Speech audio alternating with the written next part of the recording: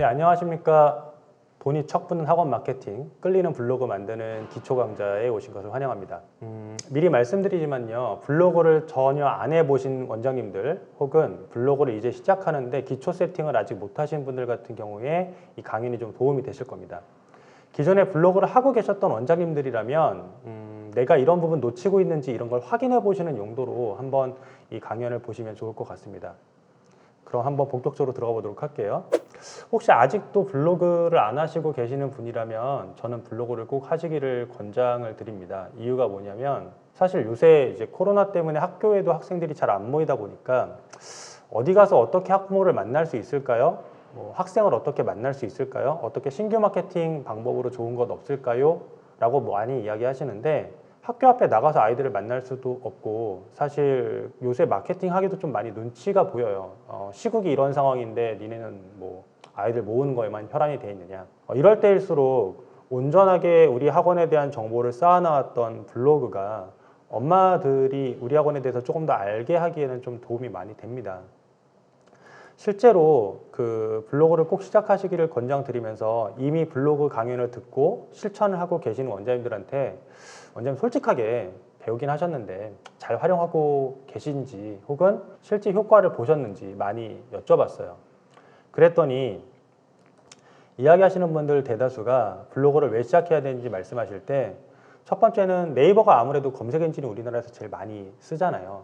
실제 여기 앞에 도표를 보시게 되면 네이버가 우리나라에서 한 70% 가까이 검색 엔진을 차지합니다. 나머지가 구글, 다음 이렇게 되는데 사실 구글을 쓰는 연령층 같은 경우는 젊은 세대들이 좀 많이 쓰다 보니까 학부모 연령층에서는 우리는 네이버를 무시할 수가 없어요. 70%의 고객을 잡을 수 있는 길목인데 여기에 우리가 아무것도 광고를 안 한다는 건 좀 아깝겠죠. 사실 중요한 걸 아니까 뭐 파워링크처럼 돈 내고 광고하신 분도 많을 거고. 여기서 조금 주의해서 보실 거는 요거 한번 보셨으면 해요. 네이버에 검색해서 들어오는 사람들의 PC로 검색해서 들어오는지와 모바일, 즉 핸드폰으로 검색해서 들어오는지 비율이 이 그래프상에 나와 있으신데 PC가 약 40%, 모바일이 60%예요. 한 4대 6 정도 비율을 차지하시죠. 자, 이걸 봤을 때는 우리가 홈페이지용으로 만든 네이버 블로그도 중요하고 모바일 상에서 우리 학원이 어떻게 보일지도 사실은 두 가지를 다 신경을 쓰셔야 됩니다. 나중에 본 강의에서 듣게 되신다라면 PC와 모바일에서 검색 결과가 서로 다릅니다. 이게 왜 다른지 또 어떻게 로직을 짜야 되는지도 말씀을 드리게 될 거예요.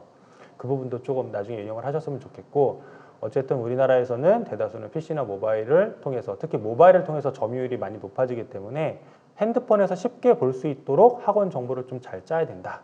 그런 점에서 네이버가 굉장히 중요하다. 나중에 저희가 마케팅을 조금 더 하게 된다면 앞에 그래프처럼 카카오톡을 메신저로 제일 많이 쓰기 때문에 카카오톡, 그 다음 뭐 요새들 많이 고민하시는 유튜브 같은 것들도 강연을 우리가 준비해야 될 수 있습니다. 네이버에서 꾸준함을 달성하지 못했는데 유튜브로 뭔가 한다는 건 좀 어렵고요. 보시다시피 제가 2차적으로 나중에 준비하는 강연 중에 하나는 앞에 있는 매체 중에서 우리가 SNS를 통해서 광고할 때 사용할 수 있는 인스타그램이나 페이스북 또는 이제 채널을 통해서 활용할 수 있는 유튜브, 그러니까 카카오톡 같은 경우는 저희가 강의에서 조금 더 다룰 수 있도록 하겠습니다. 실전적으로 네이버 블로그를 활용해 보신 원장님들은 이런 얘기를 하세요. 원장님들이 직접 하신 이야기, 24시간 일하는 학원 광고판이다. 네이버가 알아서 24시간 엄마들한테 우리 학원을 알려주기 때문에 그런 점에서 상당히 의미가 있다.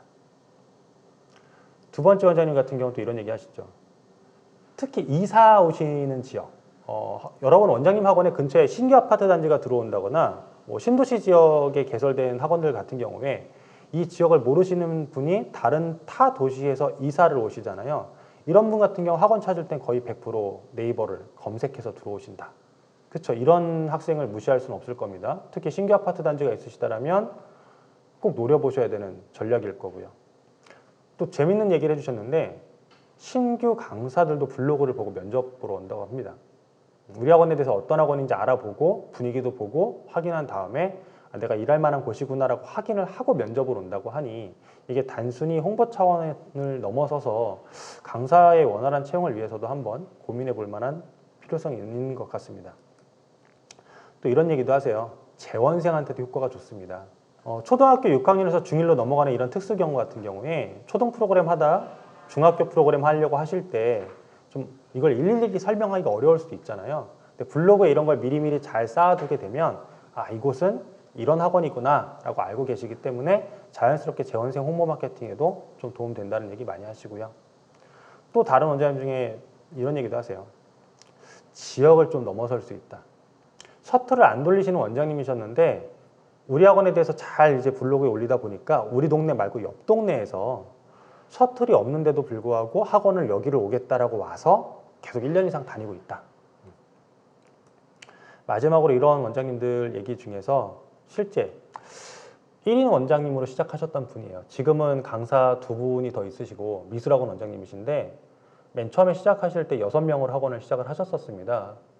저희가 포럼에서도 사례로 몇 번 소개시켜드렸던 원장님인데 이분 같은 경우 지금 코로나 때문에 예체능이니까 더더군다나 학생을 모으기도 어렵고 수업도 결강률이 높은데도 불구하고 이 블로그가 계속 홍보가 되다 보니까 자본이 없는 원장인데도 블로그 하나로 코로나 이 시기에 50명의 신규를 모으셨다고 합니다.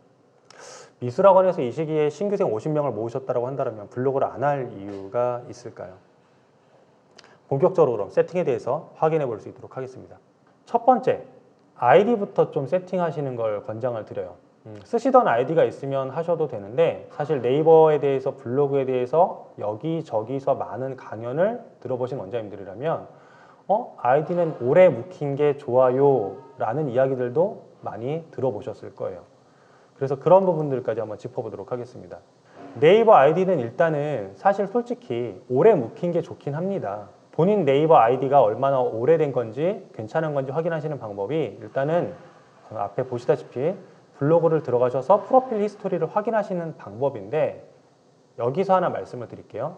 네이버를 오래 쓴 것과 블로그를 오래 한 거는 좀 다릅니다. 그러니까 네이버를 오래 하셨었는데 블로그 개설을 전혀 안 해서 블로그를 사용한 적이 없다 그러면 이거는 그냥 거의 신규 아이디라고 생각을 하시는 게 낫고요. 네이버를 할 때 블로그를 개설은 해놨는데 별로 사용 안 했다. 이런 경우가 보통 이제 괜찮은 아이디라고 보시면 됩니다. 근데 무조건적이진 않습니다. 자, 보시는 방법은 블로그를 들어가셔서 프로필에 있는 아주 조그만 글씨가 있어요. 이걸 클릭하시면 되는데 저랑 한번 화면을 같이 보도록 하실게요.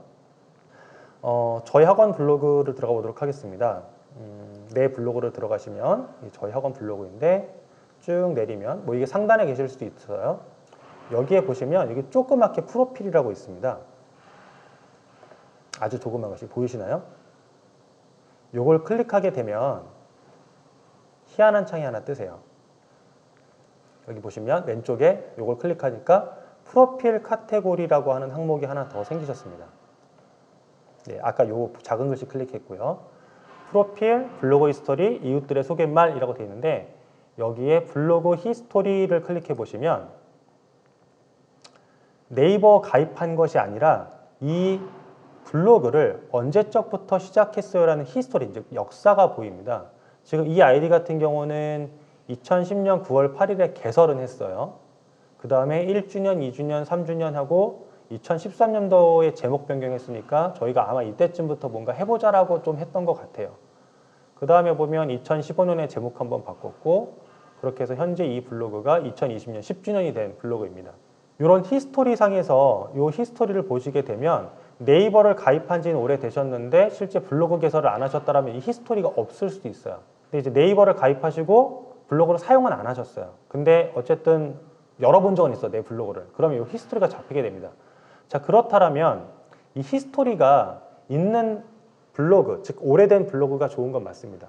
보통 많은 곳에서 강의하실 때 이게 어느 정도 묵혔을 때 좋냐라고 얘기하신다면 2016년도를 기준으로 잡으시는 경우가 많으세요. 이유가 있는데 왜 하필 2016년이냐면 네이버의 검색 엔진이 점점 업그레이드가 되는 시기가 있는데 2016년을 경계로 해서 네이버 검색 엔진이 시스템이 좀 많이 바뀌었습니다. 그러다 보니까 그 전부터 블로그를 하시던 분들한테는 기득권자 대우를 좀 해주는 경향이 있고요. 그 이후에는 어차피 넌 새로운 아이디니까 새로운 검색 엔진 로직만, 시스템만 적용해 줄게. 이렇게 되다 보니까 그 기득권을 좀 차지할 수 있는 아이디가 2016년이에요. 원장님들 가지고 계신 아이디가 만약에 2016년 이전에 생성된 아이디라면 좋을 수 있어요. 이게 왜 좋냐고 물어보시면 똑같은 글을 써도 좀 상위에 잘 잡힐 수 있는 확률이 크다고 합니다. 상위 노출이라고 얘기하는데 근데 중요한 거, 절대적이진 않습니다. 그 조건값을 좀 보여드릴게요. 2016년 아이디 이전에 쓰라는 건 뭐냐면 오래 묵혔다라는 건데, 묵힌 게 왜 좋냐라면 저희가 본 강의에서 다루겠지만 네이버의 검색 엔진 중 가장 큰 양대 산맥 중에 하나가 C랭크라고 하는 전문가 지수인데, 전문가는 당연히 경력이 쌓여야 되잖아요. 그 경력사항을 오래 묵힌 걸로 어느 정도 평가를 해주는 경향이 있기 때문에 그렇습니다. 근데 지금은 이 시스템 말고 또 다른 시스템이, 보안 시스템이 생겼기 때문에 2016년 전 아이디가 있어도 괜찮지만 뭐 없어도 크게 상관없다고 말씀을 드리는 거예요. 근데 단 중요한 게 아이디가 2016년 전에 만드신 건데요. 개인 블로거를 꽤 오래 하고 계셨었어요. 그럼 그동안 글이 꽤 쌓였을 거잖아요. 그렇다면 그걸 학원 블로그로 바꾸시는 건 권장 안 드려요. 이유가 뭐냐면 뭐 예전에 요리 위주의 글을 많이 쓰셨던 블로거라고 한다면 갑자기 학원이니까 교육 분야로 바뀔 거잖아요. 그럼 옛날에 네이버가 생각할 때는 이분은 요리 전문가라고 생각을 했던 거예요. 글을 봤을 때. 오랫동안 그 글을 쓰셨으니까. 근데 갑자기 학원으로 교육으로 바뀐다고? 전문 분야가 바뀌는 거죠. 그럼 굳이 그렇게 도움이 되지 않습니다. 자, 그래서 2016년 이전 아이디가 있으면 좋습니다. 단 그게 블로그 개설해놓고 별로 활동을 안 했을 경우에 그 아이디로 쓰시는 거고요. 뭐 딱히 그런 아이디가 없다라고 한다면 그냥 신규 아이디로 개설해서 사용하셔도 무방합니다. 거기에 따른 노출 전략도 또 따로 있으니까. 그러니까 2016년이라고 얘기하는 거에 너무 고민하시거나 뭐 아이디를 사야 돼 이런 얘기 듣고 현혹돼서 괜히 아이디 산다고 그러지 마세요. 있으시면 쓰고 없으셔도 상관은 없습니다. 블로그 아이디가 근데 2016년 거 이전일 경우에 이 아이디가 괜찮은 아이디인지 아닌지 한번 검증은 한번 해보고 들어가셔야 돼요. 어떻게 하는 거냐면 본인이 2016년 이전에 그 작성한 아이디, 오래 묵힌 아이디일 경우에 이게 정말 뭐 휴면 계정처럼 아예 사라진 아이디일 수도 있고 뭐 생생하게 지금 네이버한테 인정을 받는 아이디일 수도 있습니다. 검증하는 첫 번째 방법은 뭐냐면 뭐 예전에 글이 있었다라면 그 글을, 만약에 없다라면 글을 하나 써보시는 거예요. 자, 그 다음에 저희는 뭐 저희 블로그니까 예전 글을 한번 볼게요. 네, 화면을 좀 줄이고 저희 들어가서 블로그에서 아주 옛날 글을 한번 보도록 하겠습니다. 이 방법은 뭐 노출된 게 뭐 예를 들면 그런 거 있죠. 검색에서 제외되냐 안 되냐 이런 것도 있는데 한번 볼까요? 뭐 파닉스 기출, 아싸 탈출, 영어 표현 96이라는 게 있습니다. 이런 식으로 글 하나 제목을 그대로 복사하셔서요. 네이버 검색창에 가셔서 그대로 붙여 넣으시는 겁니다. 이렇게 할 때 지금 보이시다시피 글이 바로 뜨죠. 이렇다면은 아직 아이디가 죽어 있는 게 아니라 살아 있는 거예요. 근데 간혹가다 이렇게 해서 복사해서 붙여 넣는데 글이 안 뜨는 경우가 있어요. 그러면 그 글 자체에 뭔가 금저가 있어서 안 뜨시는 경우가 있어요. 이런 것을 우리가 검색해서 누락됐다고 하는데 그런 경우는 뭐 새로운 글 하나 더 해보셔서 집어넣어 봤더니 검색이 뜬다. 그러면 네이버가 아직 여기를 살아있는 사람이라고 보는 거예요. 그러니까 그거 쓰셔도 상관없습니다. 근데 글 쓴 거 제목을 그대로 복사해서 갖다 붙여놓고 검색했는데 결과가 안 나와. 이런 경우는 거의 뭐 네이버한테 생각했을 때는 뭐 휴면 계정이에요. 뭐 미아 상태인 거죠. 그러니까 이런 경우에는 굳이 그 아이디를 꼭 고집하실 필요는 없습니다. 그러니까 그렇게 해서 검증 작업을 한번 하셔야 됩니다. 특히 이런 검증 작업을 해야 되는 아이디가 있다라면 어떤 아이디냐면 예전에 블로그 활동을 하시다가 소위 그런 말 하죠. 저품질 블로그, 즉 네이버한테 한번 찍혔던 블로그. 그런 경우에는 이걸 아무리 학원 걸로 다시 메이크업을 하려고 해도 쉽지가 않기 때문에 혹시 저품질 블로그로 까였던 적이 있는지 없는지 확인해 보시기 위해서 해보시는 겁니다. 근데 뭐 옛날에 블로그 아이디를 만들었는데 딱히 활동을 안 했어. 뭐 그럼 크게 상관없으실 거고요. 이 네이버 아이디가 죽은 아이디인지 살아있는 아이디인지 확인하시는 방법은 보통 전문가들 입장에서 아이디를 뭐 구매했을 경우, 두 번째는 예전에 블로그 활동을 좀 했었는데 그때 네이버한테 잘못 보였는지 확인해 보고 싶은 경우, 이런 경우에만 좀 활동해 보시면 되세요. 혹은 지금 블로그를 하시는 원장님들이시라면 내 블로그가 네이버한테 역시 지금 잘 보이고 있는 건가? 혹시 밉보인 건 없나? 이렇게 확인하실 때 쓰는 방법이시기도 합니다. 물론 요거를 한 번에 네이버 전체 글을 싹 블로그에 있는 글을 전부 다 검증할 수 있는 툴들도 있긴 해요. 그건 이제 본 강의 때 한 번 더 말씀을 드리도록 할게요. 자, 요 질문도 많이 하세요.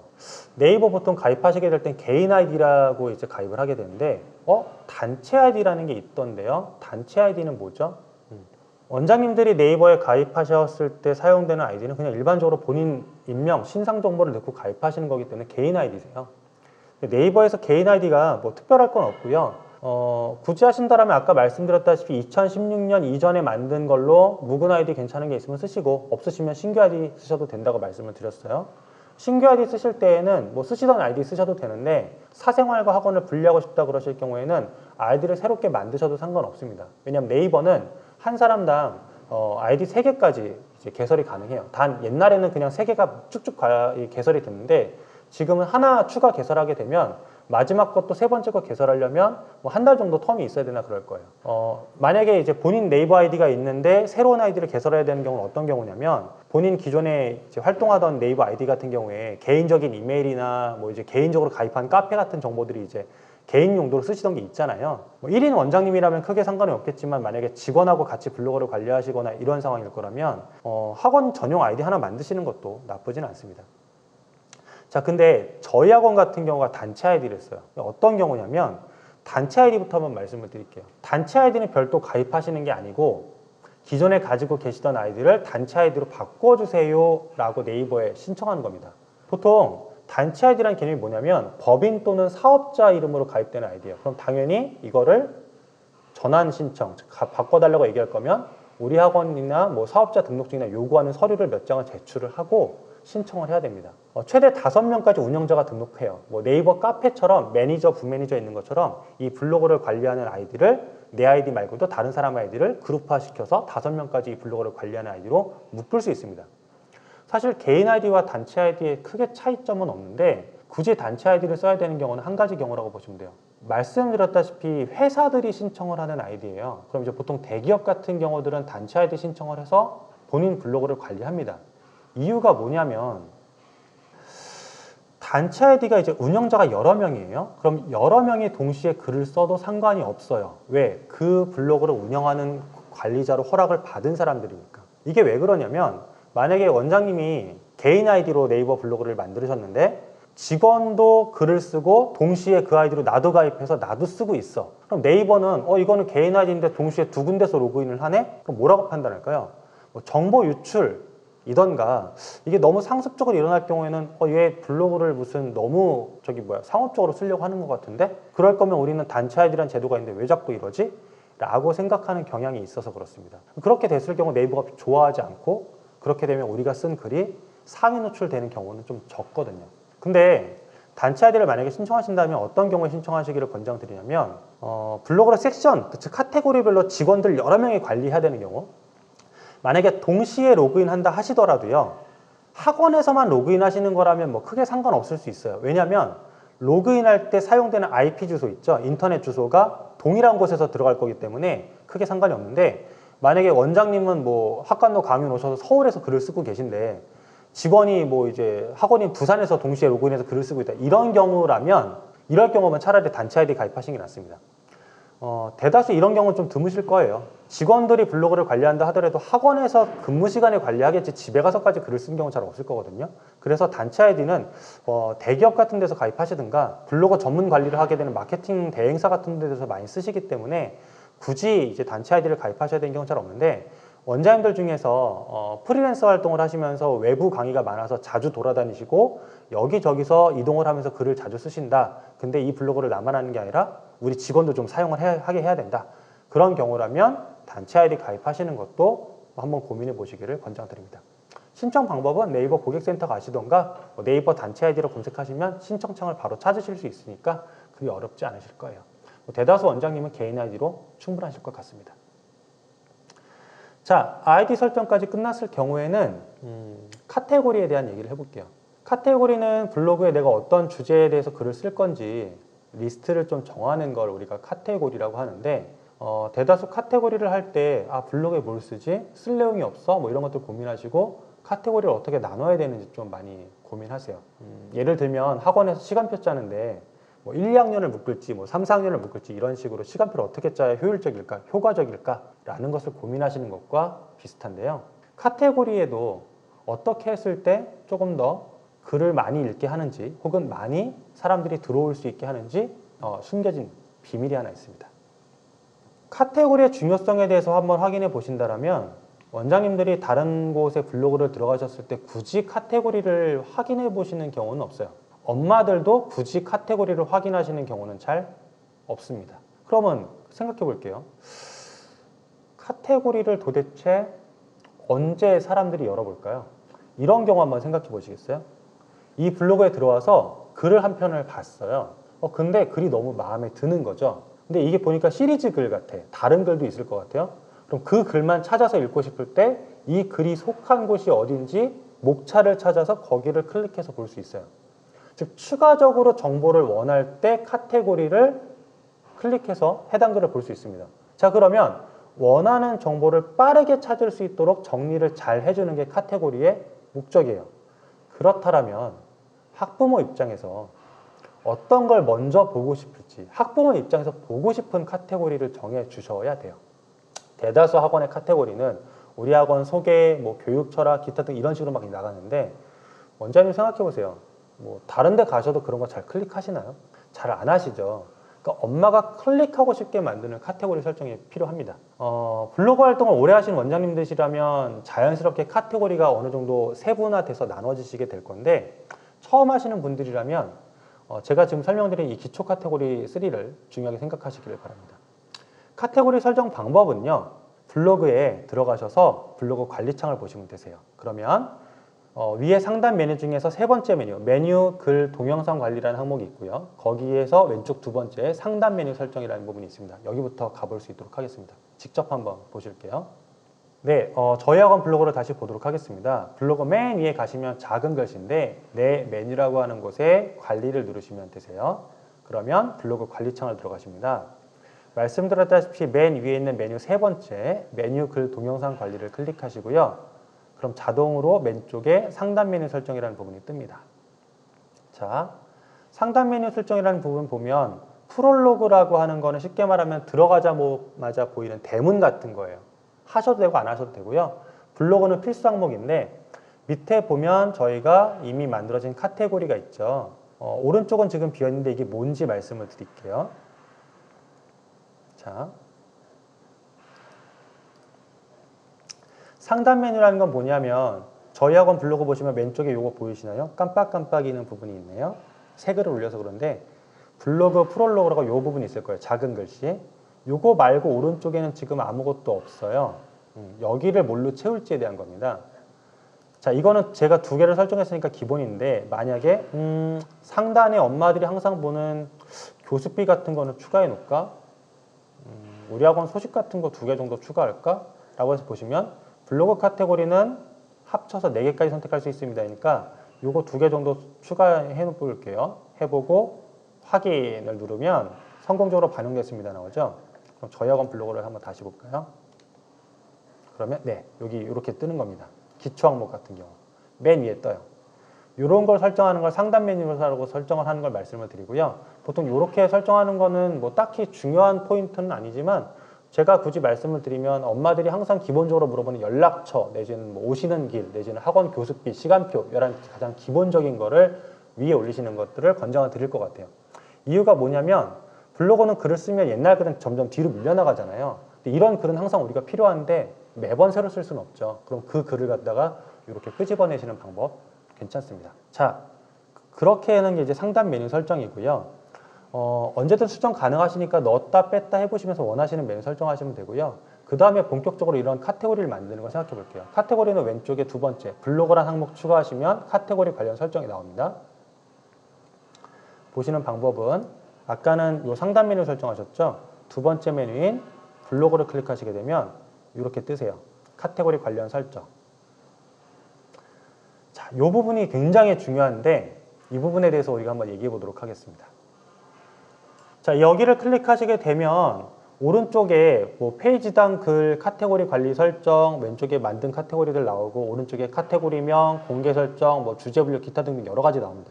이거 하나하나는 맨 처음 초창기에만 세팅하시게 되면 두 번 다시 손댈 일은 잘 없어요. 원하시는 걸 또 바꾸고 싶은 게 아니면. 그러니까 처음에만 잘 하시면 되는데 잘 따라오셨으면 좋겠어요. 굉장히 좀 중요한 포인트 설명드릴게요. 자, 첫 번째는 카테고리를 만드시는 방법은요. 카테고리 추가를 하시게 되면 새로운 게 생겨요. 버튼 클릭하시면 카테고리 생기고 새 제목 생기니까 그러면 이름 바꾸시면 돼요. 보시면 예를 들면 제가 여기다 카테고리 추가를 한다라면 이렇게 하나가 생기죠. 게시판이라고. 그럼 이거 이름 어떻게 바꾸죠? 여기서 바꿔도 되고요. 이걸 클릭해서 오른쪽에 보시면 카테고리 명 있죠? 여기에서 바꾸셔도 됩니다. 테스트용 게시판 카테고리 이렇게 바꾸시면 되는데 중요한 거 하나 말씀드릴게요. 카테고리 명칭을 좀 길게 쓰면요. 이렇게 두 줄로 넘어가잖아요. 그러면 뒤에 글씨가 점점점 돼서 좀 안 보일 수 있어요. 그래서 가급적이면 좀 짧게 넘어가지 않는 글자 순에서 쓰시는 거를 권장을 드려요. 이게 카테고리를 추가하시는 방법이고요. 카테고리를 갖다 만드신 다음에는 이걸 만약에 순서를 바꾸시고 싶으시면 얘를 눌러가지고 길게 끄시면 돼요. 이렇게 위치를. 그러면 위치가 어디까지 가는 게 보이시죠? 이렇게 되고 얘를 갖다가 만약에 다른 카테고리 밑에 하단 카테고리로 넣고 싶다 그러면 이렇게 끌고 가서 바꾸시면 됩니다. 이렇게 하시는 방법이 있다는 것을 말씀을 드리고요. 테스트니까 삭제해 놓을게요. 클릭해서 끌고 가다 보면 이제 뭐 폴더에서 폴더로 옮기는 것처럼 이제 되시니까 크게 상관없으시고요. 두 번째는 이제 구분선이라고 하는 부분이 있는데 구분선은 여기 보이시면 점선 같은 걸로 제가 나눈 게 있어요. 이거는 좀 항목을 나눠서 얘랑 얘는 종류가 달라요 라고 표시하는 건데 이런 걸 만드시게 되면 좀 깔끔하게 보일 수 있습니다. 얘도 역시 추가하고 삭제 가능하시고 위치 바꾸고 싶으시면 클릭해서 왔다 갔다 끌고 가시면 됩니다. 이거는 쉬우시니까. 자, 그럼 본격적인 카테고리 설정 해보도록 할 텐데요. 카테고리를 고민하실 때 몇 개를 만들어야 돼요 라고 고민하세요. 지금 제가 몇 개 학원이랑 저희 학원 것까지 해봤는데 보시면 이렇게 카테고리가 좀 많은 곳들도 있어요. 지금 153 수학이라고 하는 원장님 수학학원 같은 경우는 뭐 개인 발표 영상 해가지고 이제 카테고리를 갖다가 이게 좀 만드셨는데 개인 발표 영상에 중3, 중2, 중1 이렇게 돼 있잖아요. 그럼 이런 것 같은 경우는 그 해당 학년의 학부모가 그 학년만 딱 클릭해서 보시게 한다든가 이렇게 방법이 될 수도 있죠. 뭐 교육 정보도 학년을 좀 나눠서 기재하셨으니까. 자, 근데 처음부터 이렇게 하시긴 힘들어요. 카테고리를 많이 만들어 놨는데 카테고리 클릭했는데 글이 없어. 그럼 되게 없어 보여요. 그럼 그 사람이 다시 들어오긴 힘들어요. 자, 그렇다면 맨 처음에 그냥 개인 발표 영상이라는 카테고리에 다 집어넣다가 글이 많이 쌓였어. 그럼 그 다음에 카테고리를 중3, 중2, 중1로 나눠가지고 그 다음에 글들을 다 거기로 다시 파일 정리하듯이 나누시는 이런 전략을 하시는 걸 선택을 하기를 권장드리지 처음부터 이렇게 카테고리 만드는 건 별로 권장 안 드립니다. 이거는 블로그를 많이 하셨기 때문에 나올 수 있는 방법이에요. 처음에 이렇게 하시면 들러갔는데 글이 없어. 그럼 되게 허전해서 그 다음에 이분이 다시 오실 확률이 없습니다. 저희 학원 같은 경우도 이게 지금 카테고리가 매번 게시물 시리즈가 만들어질 때마다 업데이트가 되는 카테고리예요. 크게 보면 세 가지 블록으로 나눠져 있죠. 학원에 대한 이야기들, 두 번째는 이제 공부 방법들, 세 번째는 지나간 시리즈들 이렇게 나와져 있고요.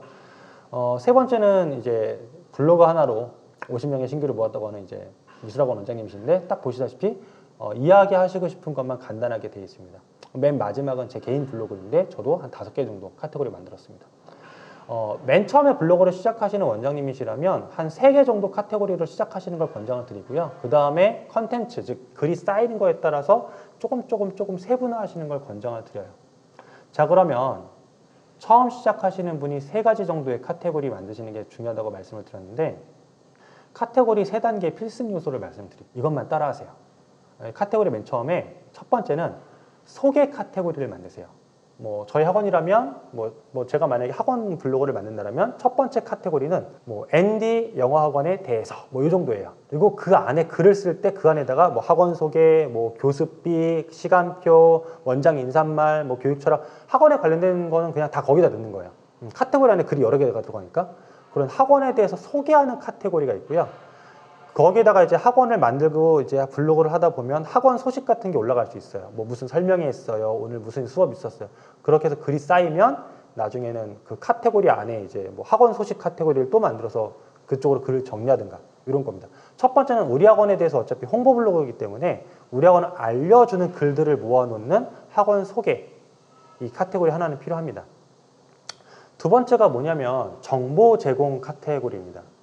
굉장히 중요한데요. 많은 SNS, 뭐 페이스북, 유튜브, 구글, 뭐 기타 등등 SNS를 쓰는 사람들이 이걸 왜 사용하는지 물었을 때 가장 큰 2가지 이유가 있습니다. 첫 번째는 정보를 얻을 수 있어서이고요. 두 번째는 뭔가 재미가 있기 때문에 이걸 활용한다고 합니다. 우리가 교육 블로그인 학원 블로그를 운영하는 이상 무슨 재미 요소를 추가할 수는 없죠. 그렇다면 우리 학원 블로그에 계속 꾸준하게 찾아올 수 있는 컨텐츠가 있어야 되는데 이때 필요한 것이 정보 제공 카테고리입니다.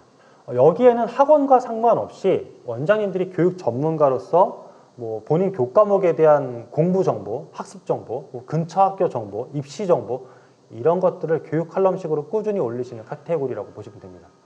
여기서 원장님들의 전문성을 보여주실 수 있는 부분이세요. 이 정보 제공 카테고리가 없으면 블로그가 너무 상업적으로 보여서 두 번 다시 방문을 안 할 수 있습니다.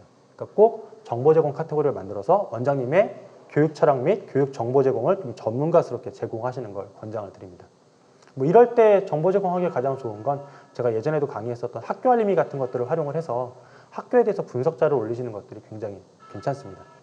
세 번째가 이게 정보인 듯 하면서 결국 우리 학원을 알리는 홍보성 카테고리인데요. 뭐냐면 포트폴리오 카테고리입니다. 쉽게 말하면 비포, 애프터 자료를 모아놓는 카테고리예요. 그러니까 우리 학원에 다니고 있는 초등학교 3학년의 뭐 상민이라는 아이는 이렇게 실력이 늘었어요. 이런 식의 실적 자료들을 쌓아놓는 카테고리입니다. 수업 장면, 뭐 학원 행사, 뭐 학원 실적, 성적 향상, 내신 기타 등등 아이들 쓴 뭐 노트에 대해서 뭐 이제 사진 찍고 캡처해서 뭐 이런 종류의 글들은 일명 포트폴리오라고 하는 요 파트에 들어가면 됩니다. 다시 한번 학원을 알리는 소개에 대한 카테고리. 두 번째, 교육 전문가로서 어필할 수 있고 사람들이 계속 찾아올 이유를 만들어주는 정보 제공 카테고리. 세 번째, 우리 학원을 홍보할 필요가 있기 때문에 자연스럽게 학원을 알릴 수 있는 포트폴리오, 비포, 애프터 카테고리. 중요한 건요, 제가 이렇게 말씀드렸다고 해서 카테고리 제목을 소개, 뭐 정보 제공 이렇게 하시지 말고요. 이 카테고리 성향을 그렇게 하시라는 거고 카테고리 이름은 원장님들 학원의 이름을 좀 살려서 좀 재미있게 작성하시면 충분합니다. 어쨌든 이 세 가지는 꼭 필요하세요. 원장님 생각하시기에도 세 가지 있어야 되지 않나요? 자, 지금 이미 블로그를 하고 계신 원장님들이라면 이 세 가지 카테고리가 다 있는지 이렇게 잘 정리가 되어 있는지 한번 확인하셔서 이렇게 정리해 보시면 조금 더 도움되실 겁니다. 자, 그 다음 세팅값 들어가 보도록 할게요. 블로그 아까 보셨던 메뉴창에 보면 맨 위에 이제 페이지당 글이 있습니다. 1개, 3개, 5개, 10개. 대다수 그냥 지나치시는 부분인데요. 이게 쉽게 말하면 한 번에 하나씩 보여줄 거냐, 한 번에 뭐 5개, 10개씩 보여줄 거는데 무조건 한 번에 1개로 설정하십니다. 이게 어떻게 다른지 말씀을 드릴게요. 저희는 1개로 되어 있습니다. 자, 그럼 블로그를 들어가서 보도록 할게요. 저희 학원에 들어가서 뭐 이제 교육 소식에 대한 카테고리를 클릭한다면 이렇게 글이 뜰 수도 있는데 이건 이제 앨범형이고요. 자, 제 개인 블로그 한번 보여드릴까요? 저희 같은 경우는 제가 클릭하게 되면요, 글이 이렇게 떠요. 이게 지금 글 한 편 그냥 딱 하고 끝나요. 다음 페이지로 넘어가게 돼 있어요. 글 한 편의 다음 페이지. 자, 근데 이거 제가 만약에 설정창을 바꾸잖아요. 한번 바꿔볼게요. 보실게요. 블로그 들어가서 내 메뉴에 블로그에 이걸 갖다가 제가 뭐 10개로 설정한다고 칠게요. 아까 CEO 인사이트라는 거를 갖다가 10개로 설정한다고 치겠습니다. 하면 어떤 현상이 발생하느냐? 블로그 다시 가볼까요? 이렇게 해서 블로그를 다시 들어가서 제가 만약에 똑같은 걸 하게 되면 글 한 편이 하나에 나오는 게 아니라 3편이 동시에 다 나와요. 그러니까 3편을 다 봐야지만 이 페이지가 뜹니다. 일명 스크롤 압박이라고 얘기하겠죠. 자, 이게 왜 중요할까요? 만약에 한 번에 하나씩 보게 되면 어쨌든 스크롤 압박이라고 하는 압박감 좀 줄 수도 있고요. 이게 중요한 게 뭐냐면 한 번에 글 3개씩 5개씩 보여준다고 했을 때에는 페이지 뷰 숫자가 달라집니다. 즉 조회수가 달라져요. 한 번에 하나로 페이지당 글을 설정하면 글 하나만 봐도 조회수 하나가 올라가게 되는데 이 페이지당 글수를 만약에 5개로 설정했다고 하면 글 5개를 다 봐야지만 조회수가 하나가 올라갑니다. 그럼 블로그 상위 노출 점수에서 조회수에서 약간 불리해요. 그렇기 때문에 일반적으로 페이지당 글 개수는 무조건 1개로 설정하시는 걸 권장을 드립니다. 이게 기본 설정 메뉴로 하시길 권장을 드려요. 자, 두 번째, 주제 분류인데요. 주제 분류는 발행하는 글에 따라서 주제가 다를 수 있습니다. 카테고리별로 주제를 설정하실 수 있는데 보통 여기 클릭하시게 되면 어떤 현상이 나오냐면 제가 하나 볼게요. 하게 되면 이런 창이 뜹니다. 엔터테인먼트, 예술, 생활, 노하우, 쇼핑, 취미, 여가, 여행, 지식 동향으로 돼 있고 저희는 교육 분야이니까 교육 학문이라고 클릭했습니다. 사실 어학원이니까 어학 외국어를 할 수도 있을 것 같고요. 요거를 설정해 놓게 되면 기본적으로 이 카테고리에서 발행되는 모든 글은 교육 학문이라는 걸로 지정을 받게 됩니다. 물론 글 하나하나 바꾸실 수도 있어요. 카테고리가 이게 딱히 선택할 게 없으면 맨 아래에 주제 선택 안 함이라는 것도 있습니다. 근데 가급적이면 선택하시는 걸 추천드리는 이유가 있는데 뭐냐, 이 주제를 정해놓고 한 주제로 꾸준히 글을 썼을 때 네이버가 이런 사람들을 전문가라고 생각합니다. 전문가의 글은 믿을만하기 때문에 상위 노출에 조금 더 유리하죠. 그래서 일반적으로 원장님들이 쓰시는 정보 칼럼, 정보 카테고리에 해당하는 글 같은 경우는 주제를 꼭 설정을 하시고 글을 쓰시는 걸 권장드립니다. 간혹가다 만약에 주제가 애매하면 글을 직접 쓰실 때 그때 뭐 이제 주제를 바꾸실 수 있으니까 뭐 꼭 이것만 해야 되는 거 아니야? 라고 고민하실 필요는 없어요. 근데 기초 설정을 해두시면 좀 편하다는 얘기고 주제는 꼭 설정하시는 걸 권장드려요. 왜? 조금이라도 네이버한테 이쁘게 보여야죠. 자, 그 다음 글보기 항목이 있는데 글보기 항목은 크게 블로그형과 앨범형 두 가지가 있습니다. 자, 블로그형을 클릭하시게 될 경우는 아까 보셨던 제 개인 홈페이지 같은 게 이게 지금 블로그형이에요. 보시게 되면 블로그형으로 설정되어 있죠. 블로그형은 글이 어떻게 뜨냐면 클릭하게 되면 그냥 바로 글이 뜹니다. 이렇게 글이 뜨는 형태예요. 그리고 이 카테고리에 해당되는 글 리스트가 이렇게 위에 잡히겠죠. 이게 블로그형이고요. 이렇게 했을 때 이제 괜찮은 부분은 뭐냐면 중요한 것부터 말씀드릴게요. 글보기를 블로그형으로 선택하시게 되면 썸네일 비율은 이 블로그형에 해당되지 않으니까 선택하실 수 없고요. 밑에 목록 보기를 선택하실 수 있는데 목록 닫기, 열기 중에 꼭 열기를 선택하세요. 닫기를 설정하시게 되면 아까 보셨던 이 리스트 있잖아요. 이게 지금 목록 열기된 상태예요. 이걸 만약에 닫기로 설정하면요. 안 보여요. 목록 열기라는 버튼을 눌러야지만 보이는 형식으로 바뀝니다. 목록이 잘 보여야 다른 글도 읽어볼까? 라고 클릭할 확률이 높겠죠. 그래서 꼭 목록 열기로 설정하시고요. 5줄 보기 정도로 설정하시면 될 것 같습니다. 그 다음에 카테고리 접기 펼치기가 있는데 이게 어떤 경우냐면 카테고리 안에 하위 카테고리를 만든 경우가 있어요. 그런 경우에는 카테고리를 펼치시는 게 좋습니다. 예를 들면 저여관 블로그는 하위 카테고리가 없으니까 거길 가볼까요? 학관노 네이버 카페를 가볼게요. 그럼 학관노 네이버 카페는 보시다시피 카테고리가 굉장히 많잖아요. 여기 뭐 학원 관련 업체 존을 보면 여기 세모 있죠. 클릭하게 되면 카테고리가 뜨고 이렇게 하면 닫혀요. 이렇게 지금 이미 보이는 거는 카테고리를 목록을 펼쳐놓은 상태고요. 이렇게 눌러야지 보이는 거는 이게 바로 카테고리가 닫혀 있는 상태입니다. 그렇기 때문에 여러분 카테고리 같은 경우에는 열어두시는 게 낫죠. 그래서 카테고리는 항상 펼치기로 설정을 해두세요. 근데 이렇게 되면 카테고리가 많아졌을 경우에는 카테고리가 엄청나게 늘어날 수 있는데 지금 학관노 보면 어떤 건 펼쳐져 있고 어떤 거는 닫혀 있잖아요. 보시다시피 사람들이 많이 찾을 것 같거나 꼭 봐야 되는 건 카테고리 펼치기 하시는 게 좋고요. 조금 이제 좀 지나가서 옛날 컨텐츠가 되는 경우는 카테고리는 접어두셔도 상관없습니다. 근데 지금 원장님들은 초창기니까 카테고리 꼭 펼치기를 해주시길 바래요. 자, 그러면 이 블로그형으로 메뉴 설정을 했을 때는 어떤 장점이 있냐? 글 제목하고 첫 번째 문장이 좋아야 돼요. 즉 글솜씨가 좀 있는 분들 같은 경우는 이런 거 선택을 권장을 드려요. 이유가 뭐냐면 글 제목이 매력적이면 글 제목 때문에 글을 끝까지 읽게 될 거니까. 자, 근데 요거 말고 이제 앨범형이 있는데 앨범형 선택하신 학원들도 꽤 많으세요. 앨범형은 뭐냐면 아까 보셨던 정상학원 홈페이지 같은 게 앨범형입니다. 예를 들면 이렇게 보이는 거. 대문짝만한 이미지들만 있죠. 이런 경우예요. 자, 요 경우가 앨범형인데 보시다 보면 제목이 너무 길면 제목이 다 표시가 안 되는 경우도 종종 있습니다. 이게 앨범형인데 앨범형을 선택하시게 되면 썸네일 뷰를 선택하실 수 있어요. 근데 여기는 정방형으로 선택하시는 걸 보통 권장드려요. 지금 보시면 정사각형으로 다 이제 이미지가 있잖아요. 이거를 비율로 하게 되면 이미지 크기에 따라서 왔다 갔다 좀 바뀌게 되는데 깔끔한 맛이 좀 적어서 보통 정방향을 좀 추천을 드리고요. 만약에 미술학원이나 이런 데에서 음악학원, 미술학원 같은 데서 이 이미지 자체를 좀 뭐랄까? 애들 그림이나 이런 걸 할 것 같으면은 뭐 정방형이 아니라 그냥 원본 비율로 하셔도 상관없습니다.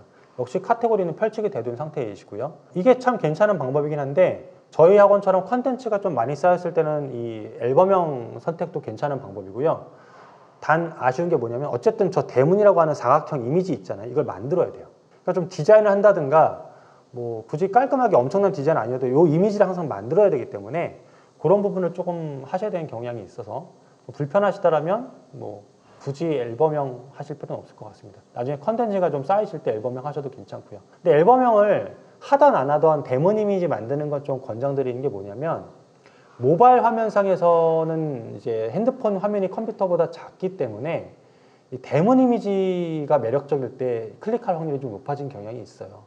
그래서 이제 그 블로그형을 하시든 앨범형을 하시든 어쨌든 대문 이미지 제작은 좀 필요한 건 같습니다. 어쨌든 두 가지 블로그형이냐 앨범형이냐는 선택하신 대로 하시면 될 것 같고요. 이렇게 했을 경우에 기본적으로 사람들이 조금 더 글을 많이 보게 만들 수 있는 카테고리 기본 설정은 끝나십니다. 자, 그 다음 이름과 프로필도 한번 생각해 볼게요. 이건 거의 신경 안 쓰시는데 잘 쓴 이름 하나가 좀 다릅니다. 자, 이름은 아까 관리창에 기본 설정 들어가시면 블로그 정보에 있습니다. 요거는 저 개인 블로그인데 저희 학원 블로그를 한번 볼까요? 아까 보셨던 기본 설정에 여기 보이시는 거 있죠? 요거 블로그 명이라고 되어 있는 거 요게 바로 이름입니다. 요 이름이 언제 보이냐면 모바일로 블로그 홈페이지를 들어갔을 땐 요 이름이 바로 뜨게 돼 있고요. 저희 학원은 지금 사실 디자인 이미지를 설정을 해서 여기가 지금 디자인 이미지로 보이게 되는데 기본 블로그에서는 여기에 누구누구의 블로그라고 이제 기본 이름이 뜨게 돼 있습니다. 요게 이제 이름이세요. 그러니까 모바일에서 보여지는 이미지 때문에 이름을 잘 정하시는 게 난데 한글 25자, 영문 50자까지 가능하십니다. 단 중요한 건 뭐냐면 글자가 너무 길어지게 될 경우에는 좀 다를 수 있어요. 근데 이게 또 어떤 의미가 있는지 알아보도록 하겠습니다. 자, 이게 이름 설정을 저희처럼 디자인하게 되면 별로 중요하지 않지 않나 하시는데 이런 경우 있어요. 저희가 안산에 있는 영어학원이에요. 안산 영어학원이라고 엄마들이 만약에 검색했을 때 블로그에 있는 후기글 좀 볼까라고 딱 클릭했어요. 자, 그러면 여기 결과값이 보이시는데요.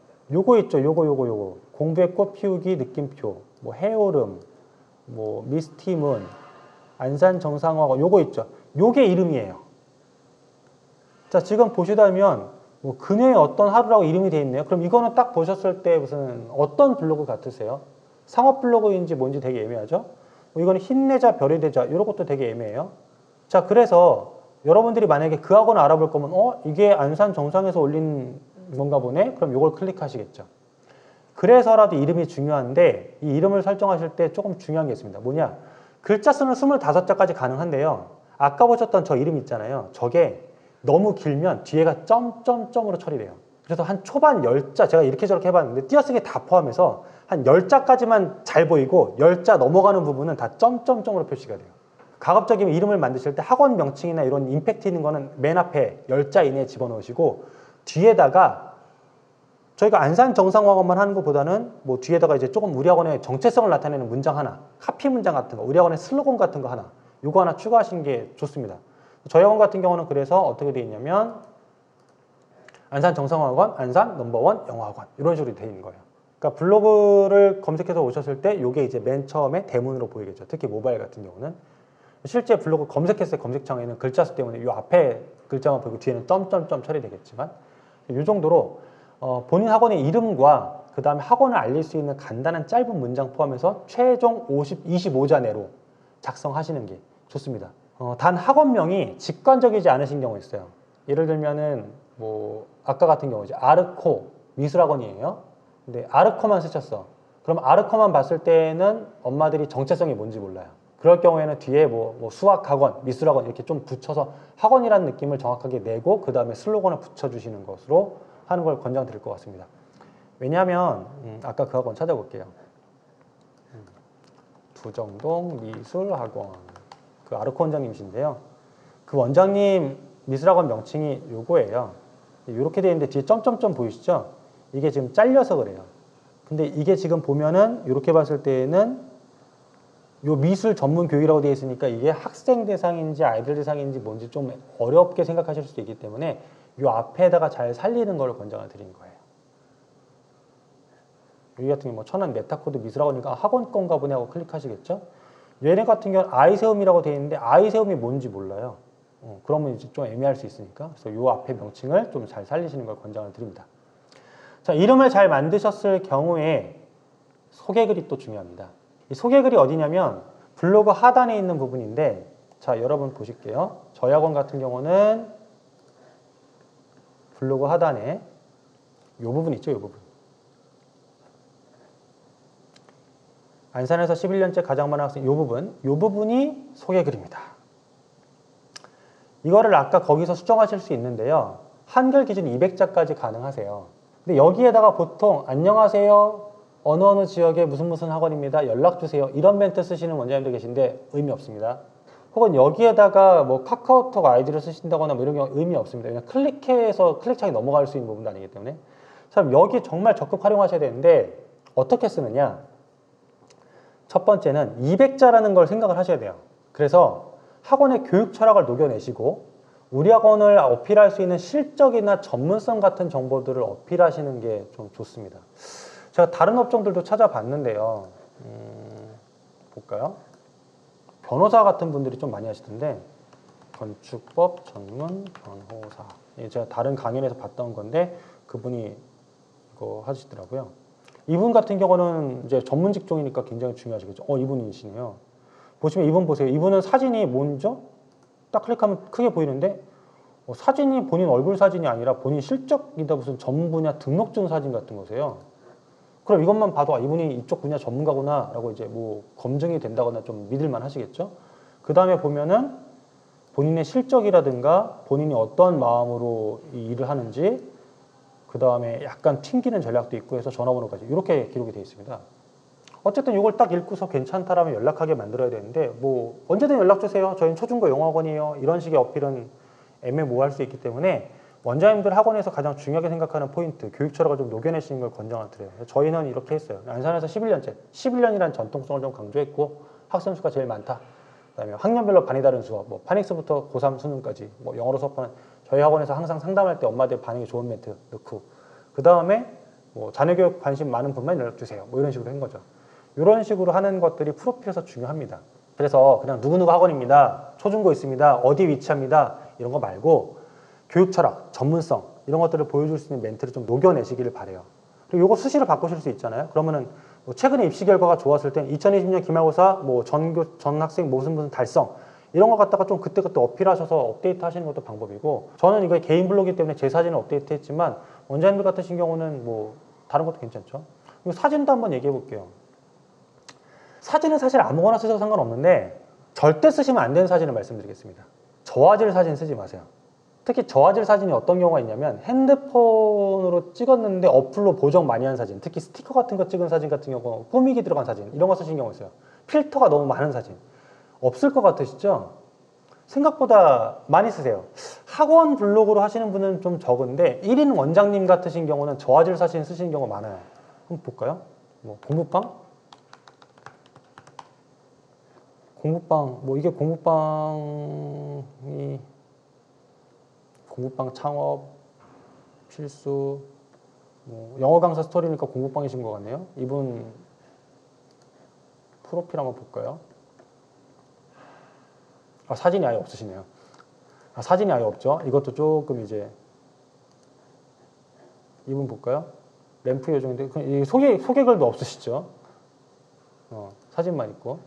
그러니까 이런 사진들을 보다 보면 아쉬운 게 뭐냐면 본인 학원을 어필할 수 있을 만한 사진이 좀 필요해요. 사실 저희 학원은 로고가 들어가 있어요. 저희처럼 로고가 있으면 로고를 집어넣으시는 것도 사실 상관은 없는데, 뭐 개인 1인 원장님으로 개인 블로그 하신다든가 개인 공부방 하시는 분들 같은 경우 본인 사진 올리실 때 가급적 고화질 사진 올리시고요. 원장님답게 뭔가 강의하는 모습이라든가 책을 보는 모습이라든가 연구하는 모습이라든가 전문성을 좀 보여주실 수 있는 모습, 혹은 아까 그 변호사님처럼 뭔가 실적을 보여주는 사진들도 괜찮습니다.